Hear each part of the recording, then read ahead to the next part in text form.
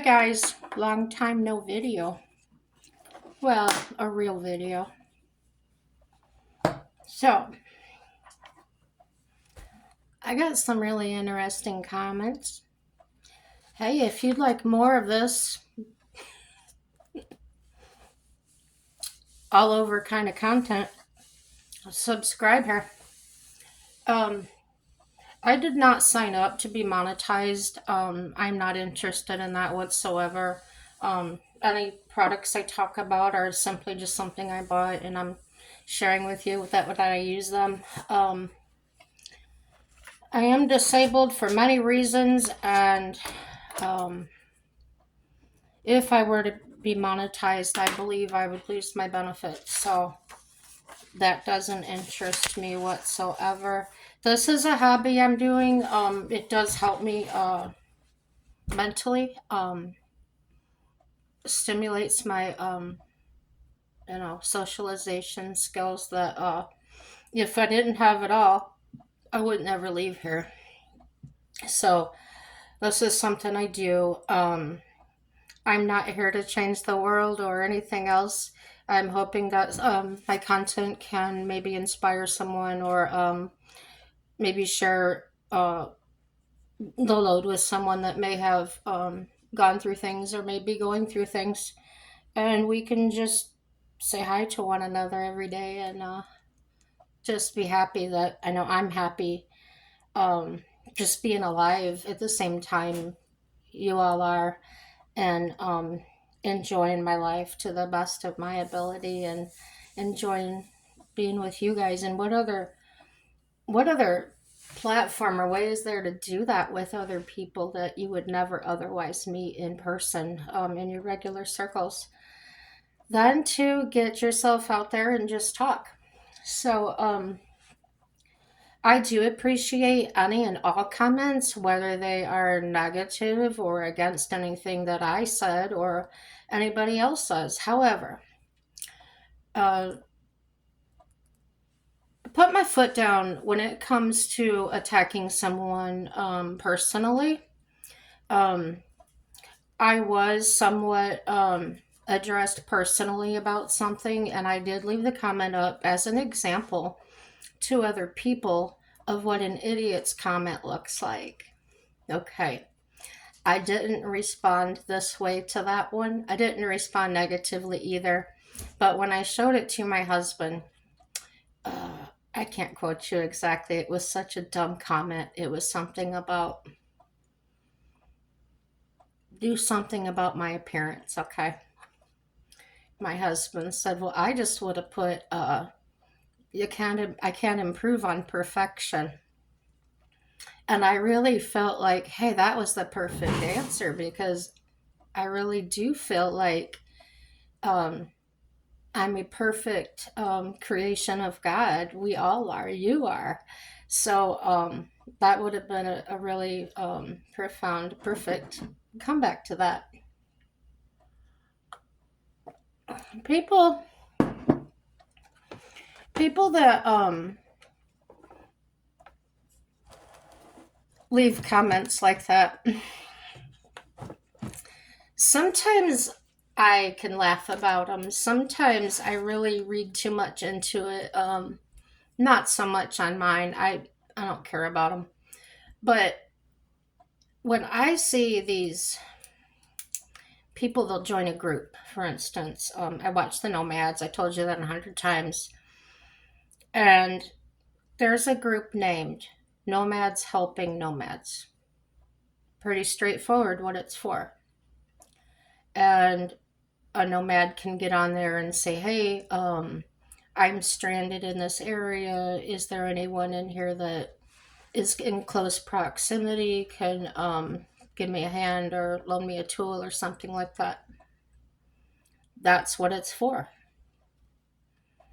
If you need money or bigger things, there's another group for that is funded by donations and things. And if somebody posts in that group, it's very simple. You can just write in your comment the information about that other group. You don't have to say, "Hey, dumbass, look at this." or we've told people 1,000 times, that may be that first time, that person's first time ever seeing this or ever posting need for help. Okay. So I get, I get amused by it sometimes because I can imagine this person that's making this comment maybe walking into my store and not knowing a thing about it and ask me, and I did have this happen lots of times. How do you change a tumbler on a key? Really? What's a tumbler? Well, it's the thing inside the lock, and well, is that like blinker fluid or something? I don't know what that is. There's no such thing as a tumbler. A tumbler is a gymnast tumbling. So when you're talking about a tumbler referring to a lock, you're actually describing what the cylinder does. Get it? So calling things tumblers is not a thing. So if I posted that, because that's a fact, onto somebody's that was mistaken. I didn't say, hey, so and so, you jackwagon, you're wrong. I just comment, there is no such thing as tumblers referring to locks. Tumbling is an action, or a tumbler is describing something a lock does. So, because that misspoke word was done way back when, and it's become a general word that people associate with that, they believe that's a fact. And I'm not going to change their mind. If they actually want to know the difference and actually sound like they know what they're talking about, then they would probably be open and hear what the actual truth was. But if they just want to fit in with people that are talking about locks, then they're not going to care. They're just going to keep using that term because they want to feel like they're included into something, okay? So it's the same way I look at these people that make these comments, and I have seen on many different of these groups, because I've started watching the ones I've subscribed to. I've started watching them all, not every day, but I'll watch like one this day, one 2 days next, whatever. So what I'm seeing is a common phrase starting to pop up that I saw 2 years ago that was never said. It doesn't mean anything. It doesn't refer to anything in real life. But now I'm seeing this phrase.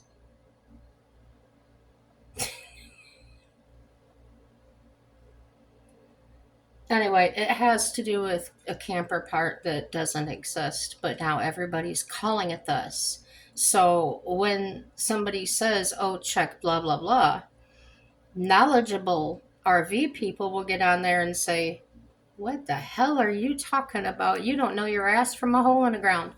Well, the person saying it may be an intelligent person, but they're just parroting or mimicking what they saw. So when you see people make a comment that has absolutely no relevance to what the post was about, it's somebody that's not really watching the video or has no idea. They're just posting a comment, or as my husband brought up, it's a bot. Plain and simple, to stimulate views or activity or whatever, okay? So responding to dumbass comments is really pointless. So on here, do not ever address me or any of the other subscribers here as any certain ass. Because if you're accusing someone, that's actually what you are, and we're going to love them more.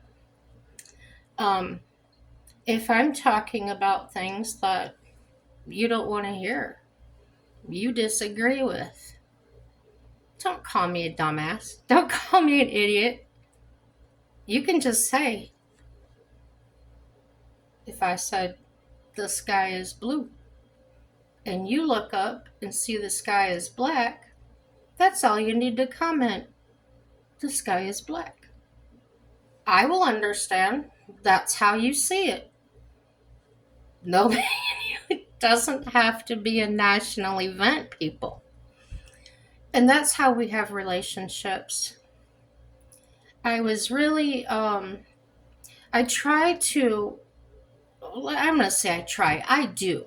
I actually do respect everybody's opinion. I lose respect for people really fast if you come at me like I never deserved that. I never treated you that way. But if you all of a sudden turn tail and come at me, you've lost my respect. You'll probably not be able to earn it back very easily, if at all. So I have to respect this person because I don't know if she's listened to other videos where I've talked about what I'm talking about now about the commenting. But I take a chance. Every time I get on here and make a video, I'm taking a chance that somebody is really, it's going to really trigger them and they're going to just be really upset about it. I can't apologize for that because I have no idea that's going to happen or it's going to hurt you personally or go against what you believe or you think, right? I'm just making a video. I'm just a woman. That's all I'm doing. I talk about the Bible. I talk about God. I talk about animals. I love horses. I love cats. I love dogs. I talk about history. I talk about Civil War. Whatever pops into my head. There's really no rhyme or reason other than the way I am. That since the time I was born until I'm 53 now, many, many, many hundreds of people have come to me in unique ways. And we've had unique experiences spiritually,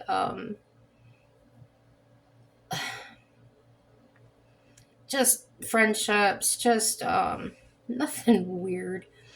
But I've learned a lot. And before I had the social problems that I have now that I'm overcoming, or trying to overcome, I was a very social person. Like I am being in the videos. I'm really brave in the videos. I talk a mile a minute. I can talk the ear off a dog.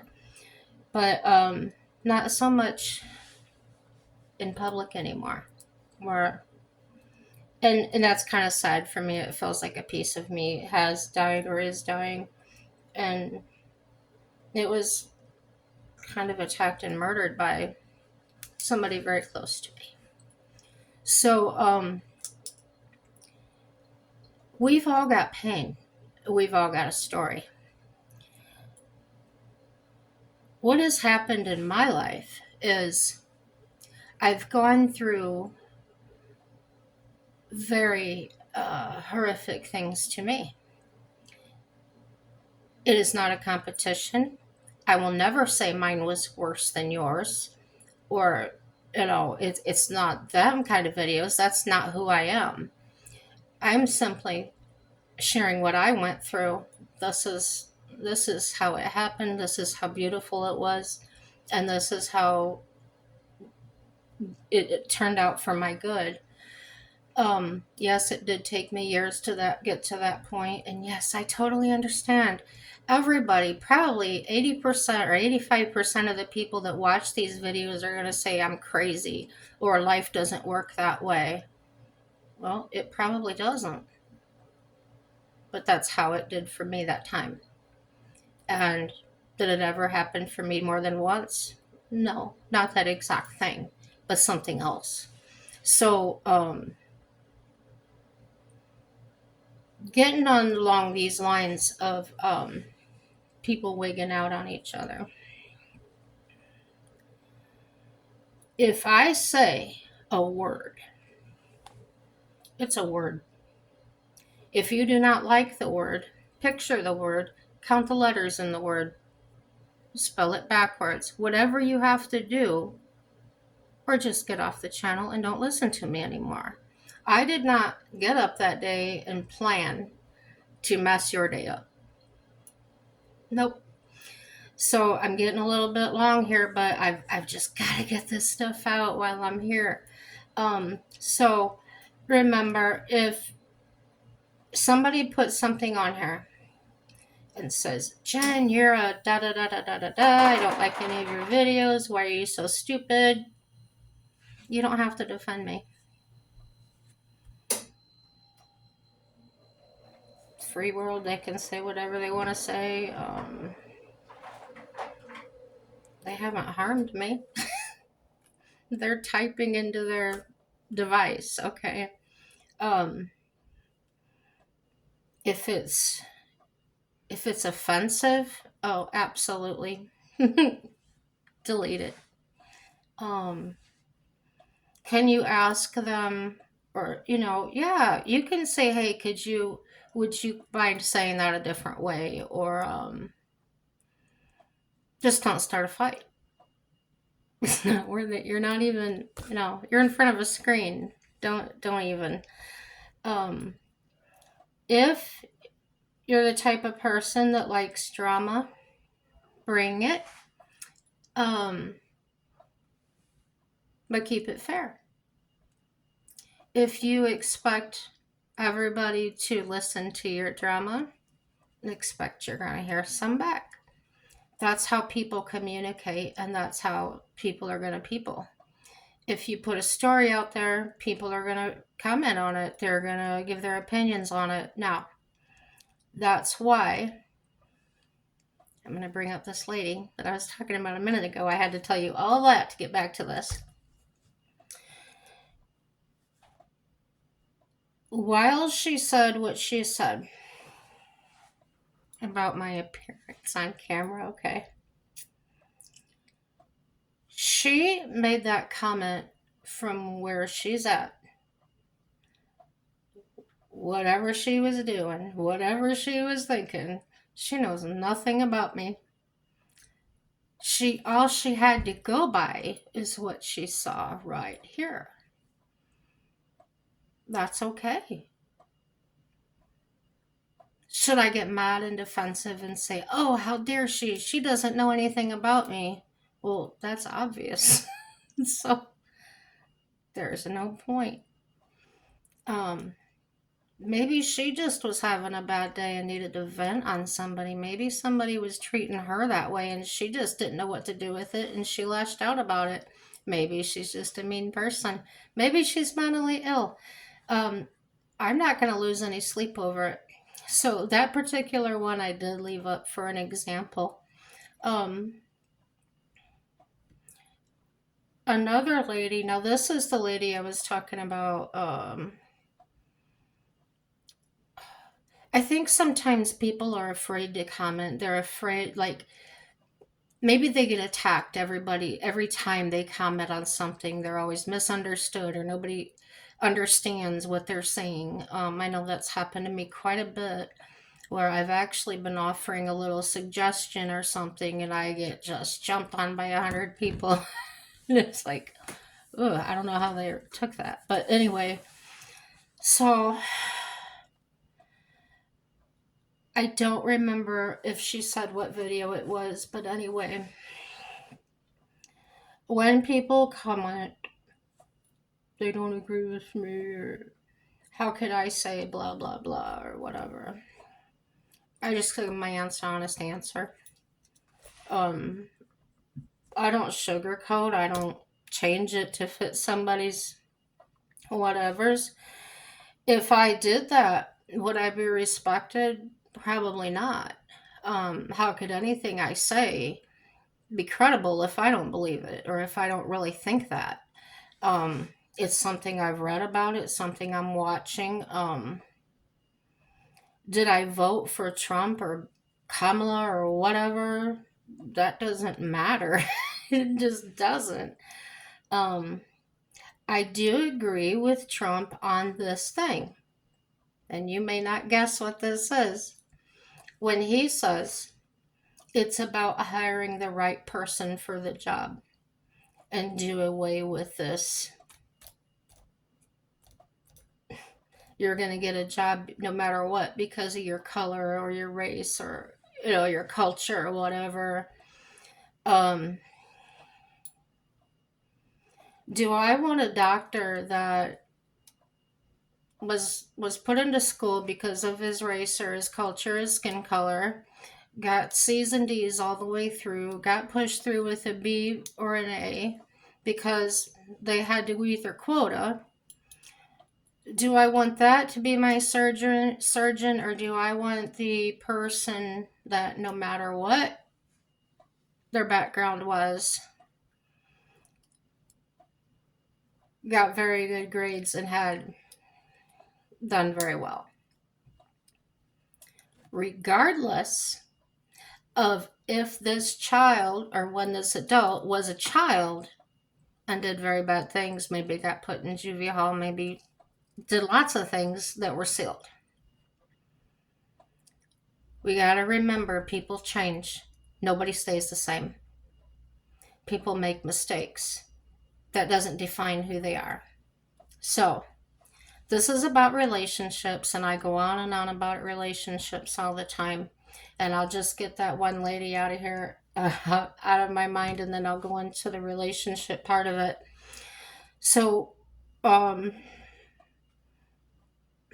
young lady, if you're watching, I'm sorry, I don't remember what your exact words were, but it was something along the lines of she and I, she said she and I don't have the same opinions like on politics and things, but she respected, I think she said respected or appreciated that we could still chat and that not being an issue. Um, I loved that. I absolutely loved that comment because that's exactly how I feel. Um, there should be no reason at all that five people with five very different opinions shouldn't be able to sit down and have a cup of coffee together and not get into some big knockdown, drag out fight about who's right and who's wrong. Just because somebody disagrees with me or you or whoever does not mean one of you is right or wrong. God is the judge of that. So everything we're talking about is just opinions. We don't even know the whole story, right? If you decide you make your car payment late, does the bank tap your rooms and your windows to see what was really said? No. So those are the kinds of things they're arguing about, though, is how much was that car payment? Could they have paid more? No, that's none of our business. Come on, y'all. Let's get real. So I did look up some things. I am leaning towards the evidence that our problem isn't about politics or religion, whether you believe in God, whether you don't, whether you're Democrat or independent or liberal or whatever. So Republican. So I've been kind of thinking about this and looking in things because there is a right way and a wrong way of going about telling and sharing things. Um, because I don't want to offend people. I'm not going to tiptoe and go around, but I want to try and get out the most neutral, unbiased information I can because I don't want anybody doing that to me. Don't put thoughts into my head and indicate this is how I should believe. That's my problems with universities, right? You know all that.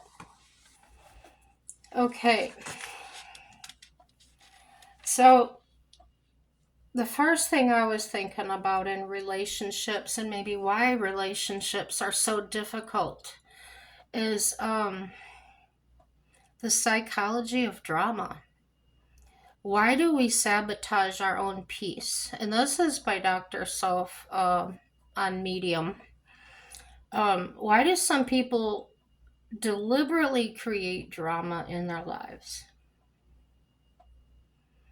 And this is directly bullseye, smack right between the eyes and the heart of our relationships.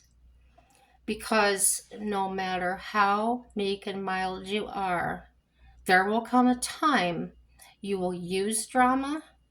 You'll do one of these things, or maybe a combination. You'll use drama. You will entertain drama. In other words, you'll be glad to be involved in it.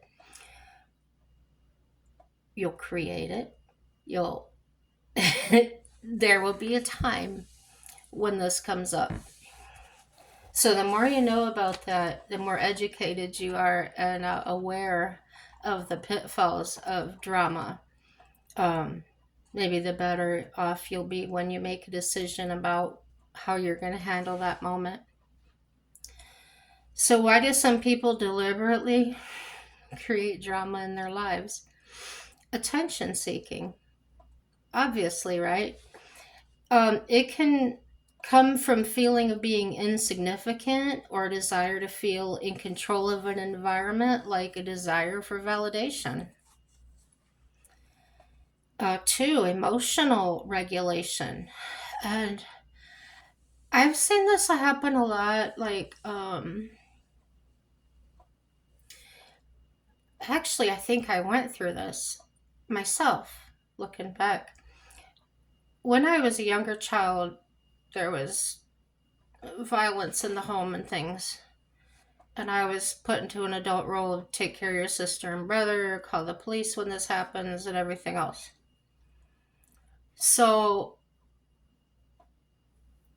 you get used to that rhythm in the life. It's like this happens, this happens. It's like breakfast, lunch, and dinner. This happens this time and this time and this time. Well, if you consistently eat at that certain time of the day, let's say you eat at 11 o'clock every day for lunch, well, then you get a different job, your schedule changes, whatever, and now you don't eat until 1 o'clock. Well, you're accustomed to eating at 11. Your brain, your body is going to be screaming at you, I need to eat now, right?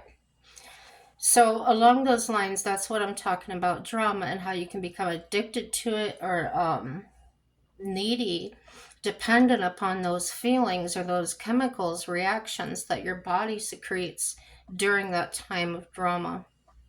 So, growing up the way I did, in high school, I think I was creating some drama. Yeah, think about that some more. But I can remember a couple of times where it seemed like I made a mountain out of a molehill kind of drama. Nothing like earth shattering, but yeah, I believe that happens. So this is the emotional regulation I'm talking about. So for some, it can serve as a way to manage emotions. Engaging in conflict or creating chaos can provide a temporary solution like emotional high or distraction from underlying issues. Three, excitement and stimulation. Life can be monotonous and drama can add excitement. Some people thrive on high stress situations and may create drama to look or to break the routine. I've been around some families like when I was a kid staying overnight or something. I did recognize that. Um, Number four, social dynamics, and this seems like more common now than ever that I've ever seen. um, in the social drama being used socially. Drama can alter social dynamics, creating a sense of believing or belonging or influencing group behavior. Individuals may instigate drama to navigate social environment or assert control. How insecure are so many, and where does that come from? In a way, I kind of feel like a lot of it is has to do with our economics and the family. The family. I had a friend back in Indiana. He used to call family, and yeah, and a tape measure he called a ruler.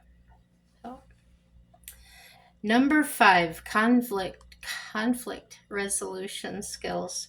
Some people might not have effective communication on conflict resolution skills or conflict resolution skills, sorry, leading them to create drama as a way to address issues, albeit in a dysfunctional manner. I did go through a phase like that in my preteens, um, because there was a whole gap there during the unsettling in the home life where I missed a lot of learning about learning how to deal with things like that. So I did. I would get upset. I think one time I was so frustrated. I misplaced my brother. He wasn't in the house. He was down with the neighbors, and I didn't know where he was at. And my mom came home from work, and I knew that I was going to be in so much trouble. So I created drama. Yeah, I had my back against the wall, and I like kicked behind me and accidentally, I did not mean to, but it kicked a hole in the plaster in the drywall. Um, I didn't get punished for that. I think she may have recognized that I was given too much. I was just really stressed. But yeah, that's an example of how um, someone can create it just to number 6, identify and self expression. Identity and self expression. For others, drama can be a form of self expression or a way to reinforce their identity, particularly in environments where such behavior is normalized. And I see this with the alternative lifestyle people. And what kills me about this, what is so hilarious to me, is they all seem to say the same words, the same phrases in the same speech pattern, the same hand gestures. Like, okay,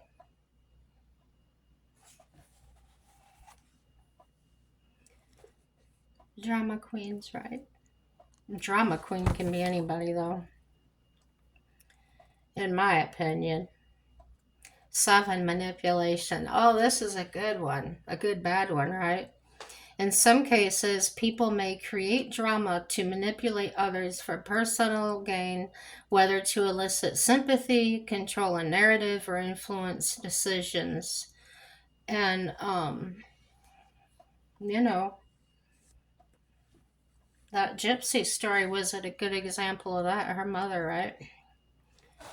So while creating drama may provide short term benefits, it often leads to long term negative consequences for relationships and personal well being. And I don't remember what it was called. It may not have anything to do with this, it just put this in my mind. Where, oh, you always see like an adventure movie, and the guy and the gal, they're all on adrenaline and everything, and they end up together and they live happily ever after, right? Well, no, after a year or two, they're done. Um, because it was the drama they were loving. But drama wasn't tangible, but that person was, so they just latched on. So when you have two drama driven people, it's a cycle of never ending drama. Well, then one gets tired of it or wants less of it, or, and then all of a sudden everything's out of balance. Nothing's working anymore. They can't figure out why and they're done. So that would, I think, that would be called like a drama. Here we go. Drama addiction disorder. I don't know.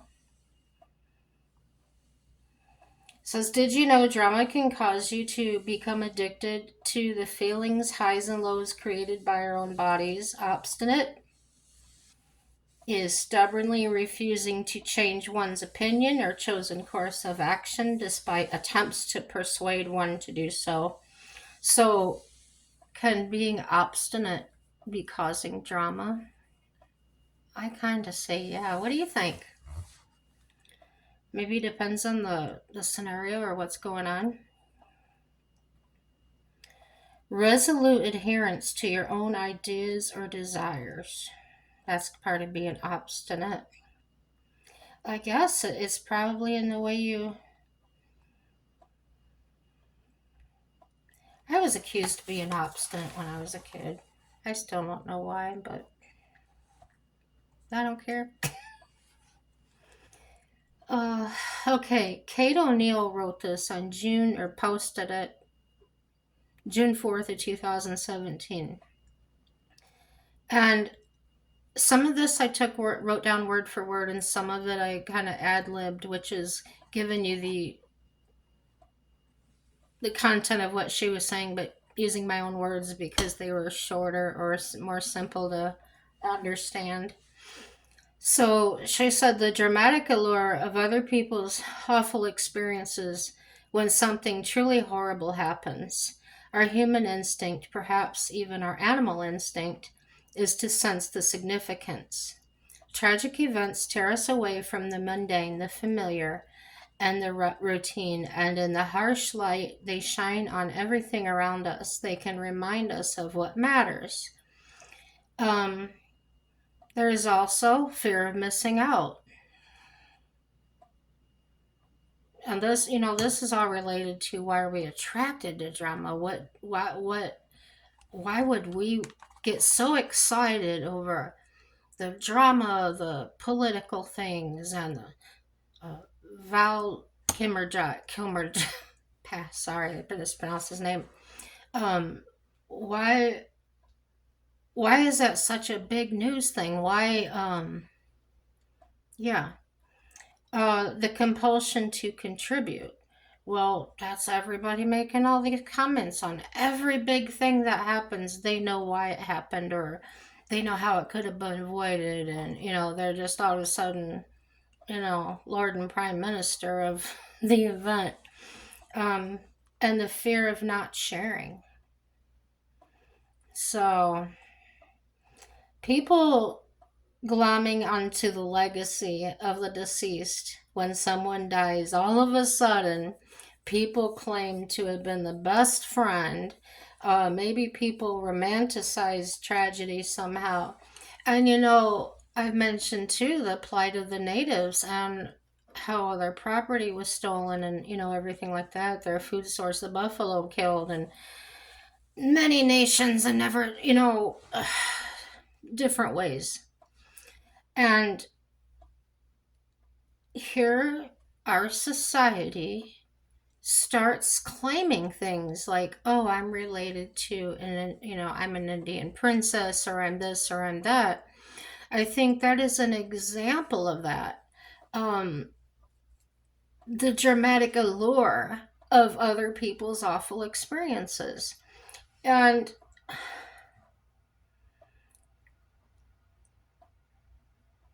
when something truly horrible happens, and you're claiming that, or you're jumping in there and wanting that to be you or to become part of you, you are expressing how you feel about it, However, the people it did truly happen to, you're offending them highly because you're not being truthful. Your truth would have been expressing how you felt in words rather than claiming to be part of what happened. Um, and another way to say that is today, way back in the day, my family on my dad's side owned slaves. So today, am I supposed to go on and whoa, poor is me? And no, I had nothing to do with that. Those were decisions made by people that came way before I did. So, should the other side be still on this white privilege thing? You know, these things all have to do with relationships, guys. It's all boils down. Let's get to the sludge in the pot and clean it out. And quit letting news media and politicians smear it all over us and try to make us wear that like that's what we are. We're not.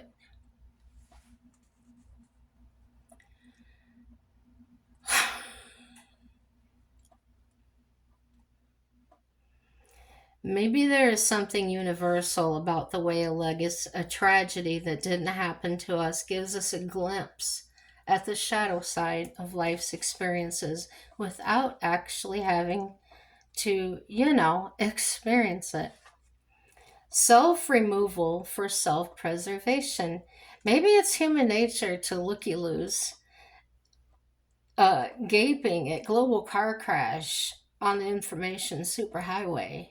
But it's not without harm, even to ourselves.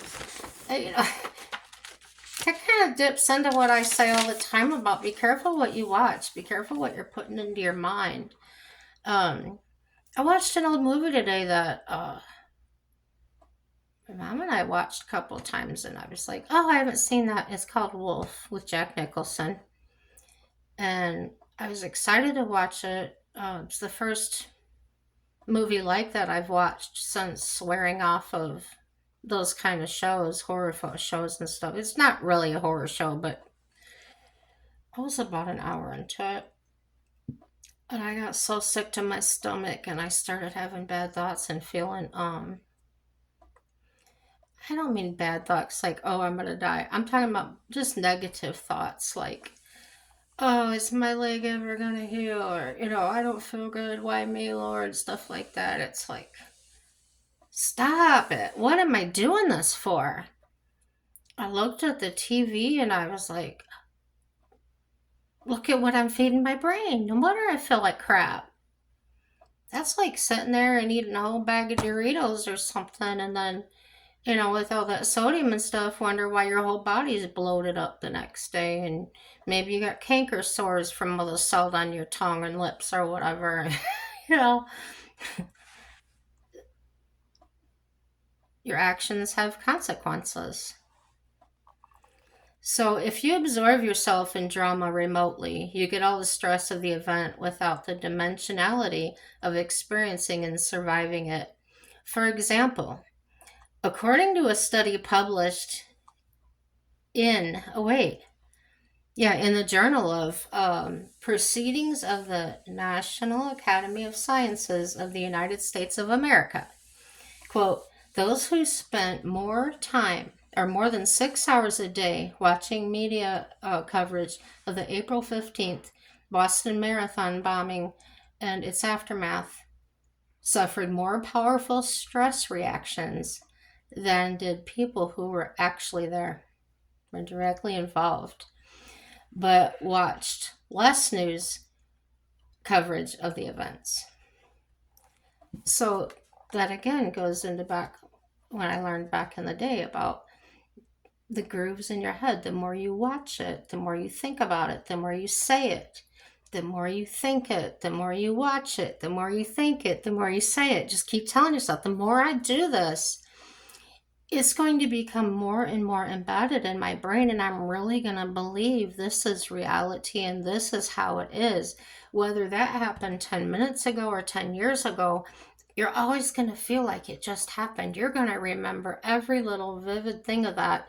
And then your brain's going to get so full of that one space, it's going to start spreading into other aspects of your life. Then, welcome to my world. Mine wasn't brought on by TV, though. It was real life events that kept happening. Many almost unaliving moments by other people. So anyway, I thought that was, anyway, you could look up the facts on what I just read about the media study, and it's long. I'll try to show it to you here. It starts right there. And you can just pause it or whatever, but I did write it down for you. So, but once you've actually been through something awful, there are opportunities to feel stronger, more resilient, more connected to the community around you for having survived it. People who aren't there to immerse themselves in the details and drama of a story may actually endure more suffering without any of the benefit of feeling stronger for having survived it. So, trying to take yourself out of it. I have a really good example of this. I had to go to a doctor for one of these happenings, and it's just playing over and over in my mind. It had just happened, and I can't hold it in. I've got to tell somebody. And this nurse walks in. If you don't want to know, don't ask somebody, how's your day, or how you doing? Because if you ask that, they're going to tell you. I would, because it was just bursting out of me. I started to tell her. And she turns and goes, you know what, honey? I want to stop you right there. Why don't you keep that to yourself and write a book about it? That was a good example of I wasn't there. It isn't about me. Trying to take yourself out of it. She was protecting herself. She's obviously a caring person. She obviously, is a nurse. She has to take care of her mental health. She has to guard herself. There's nobody standing there doing that for her. She stopped it. Don't let that in. I can't. And you got to respect her for that. It's true. So I wasn't there. It wasn't about me. It can be a matter of survival. Too easy to insert yourself into a social media narrative around something happening somewhere else in the world that is actually affects you very little. It's not about you or me, thank you, before reposting or posting to social media or whatever we might be inclined to do in a tragedy. She thinks that before we do that, we should think first whether we may be able to offer genuine comfort to people more directly affected by the tragedy by either saying or doing something different than we are first inclined to say or do, or by perhaps saying nothing, and second, whether we may be better off ourselves by immersing ourselves less in TV news loops and endless online rehashing of the details. A profound video I did. In my opinion, it was profound. I used to watch Charlie Kirk a lot. Not so much anymore. Just for the simple fact it is so repetitive now. It seems to just be the same subject. It's nothing new. Boring. And they sensationalize it like it's, I don't know, it's grandstanding. It's just dumb. But anyway, uh, he's intelligent. He's educated, street smart, whatever. And I don't mean educated like in a scholastic way, like college, da da da da da. Anybody can be educated, well educated. That's another freedom of living in the United States. But anyway, after the tragedy or during the tragedies of the wildfires in California and people losing so massive things, he was very quick to jump on there and talk about, I know why this happens, why this happened. It was manpower, it was this, it was that, or whatever. I'm not quoting him exactly, but it was just along the lines of the meaning or whatever. The point I'm trying to make. That is an example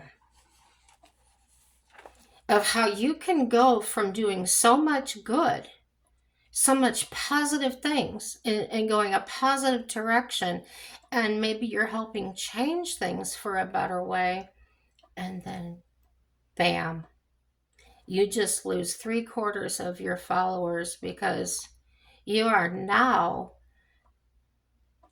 aftermathing the things that could have taken place to prevent something that now people are actually going through.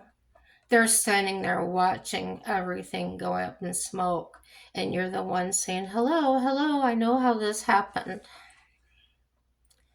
Not a good look for him. And so I've voiced that. So, none of us are perfect. He's a man.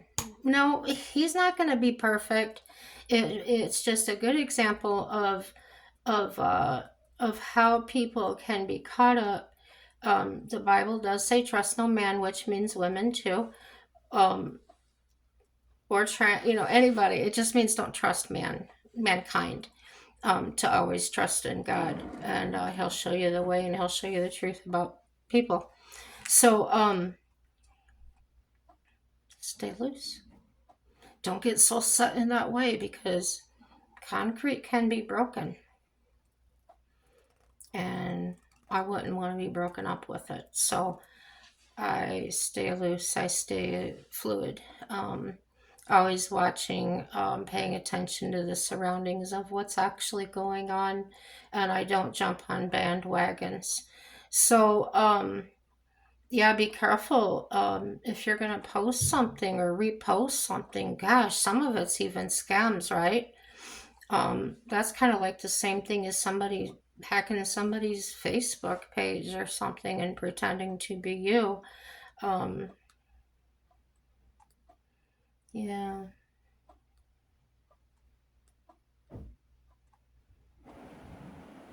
I lost my place. I tried to find it. Isn't that funny? I'm just a goof anyway.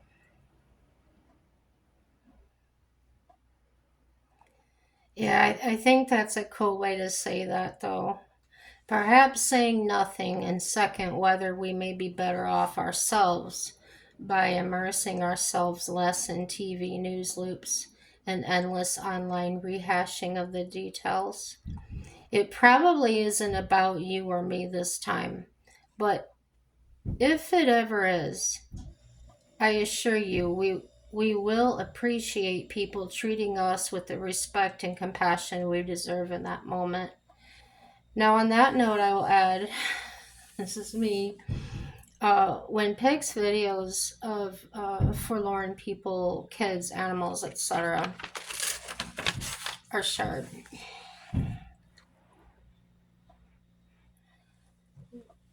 here's where I'm going to share with you.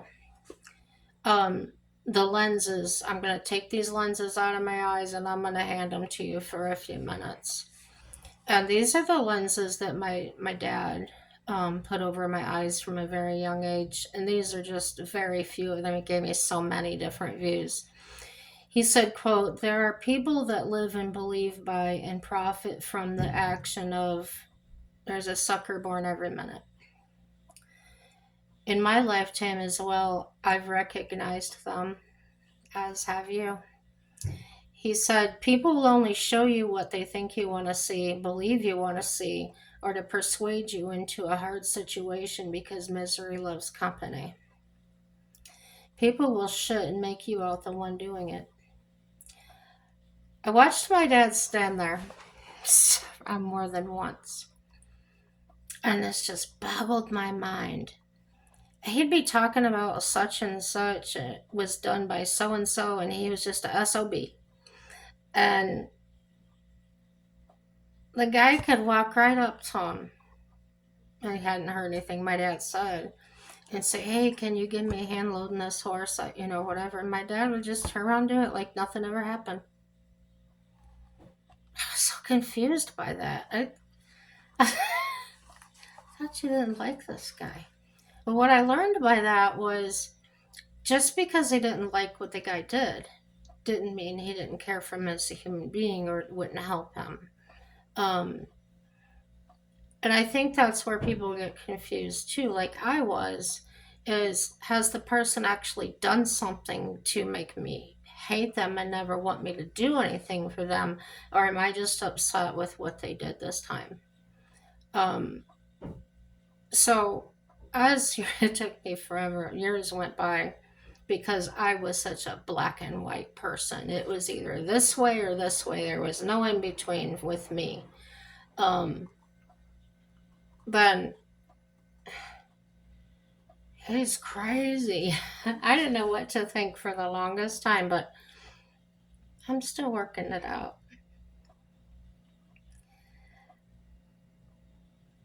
Yeah,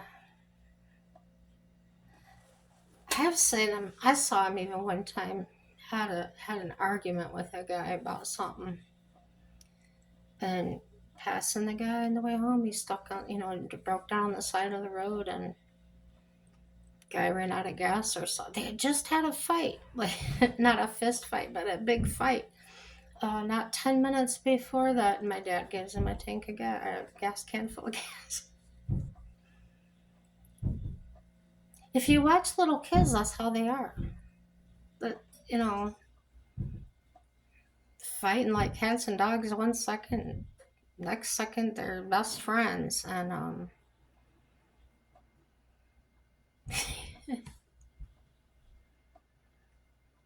I told you guys I view when I'm in a stressful social environment or someone's being confrontational in front of me, my go-to tool for that is to imagine them as a toddler, and not in a disrespectful way. Now that's key. You don't say, "Oh, you're being such a child." No, no, no. Do not let yourself go there. Just close your eyes. If you're safe to close your eyes and just envision them as this child that is throwing a tantrum, or actually the words they're saying coming out of that kid's mouth. If it doesn't crack you up, then you're going to have to do something else. But it eases my tension because it never fails to make me giggle a little bit.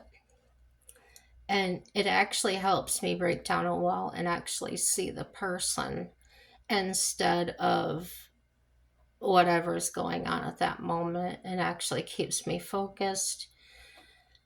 I have a major mood disorder, which includes a rage disorder, so I do medicate. Because even things a lot less than that, just a paper, um, if I'm in a really bad way, bad mood, and a paper blew on the floor, or got frustrated about something, I would just start raging about it.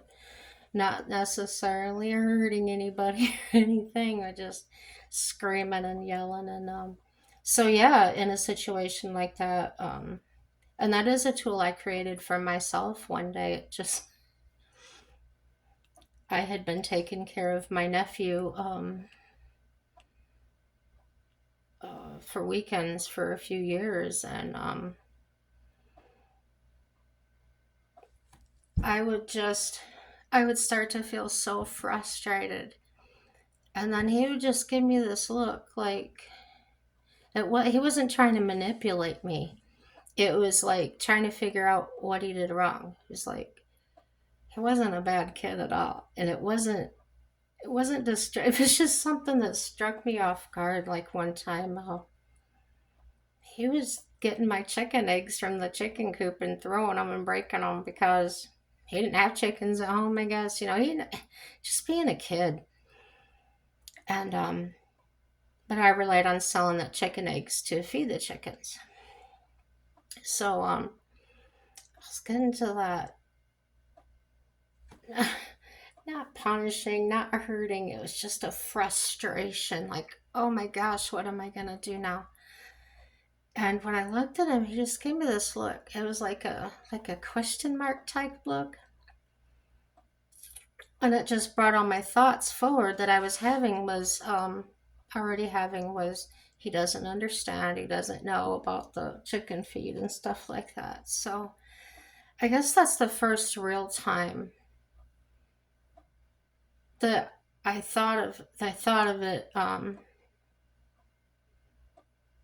consciously thought of that look and how that changed the way I felt. And so I was in a situation with a customer where they just didn't want to pay. They didn't have any money, and I knew that as soon as I got there, I realized they didn't have any money. And I was like, dang, I wanted to do it for free, but I had no gas. So I had to at least get $20 for gas, but I didn't tell them that. Well, they just keep choosing to yell at me, and I've got their keys because they had locked the keys in the car. Oh, we're going to pay you. And there was no way those people were going to pay me. So I was sitting in my van looking at them. I wasn't going to stand out there with them. And my nephew Carter, from that day in front of the chicken coop, popped into my head. And I said, I wonder. And I closed my eyes, and all those people instantly turned into toddlers in my mind. And all the anxiety just went away. And I actually smiled. And it actually helped me put things in perspective of we're all those children. We're the children of God. It's like all these things started connecting in my brain. It's not going to connect in your brain the way it did mine, don't worry. But it's just the way it connected for me. And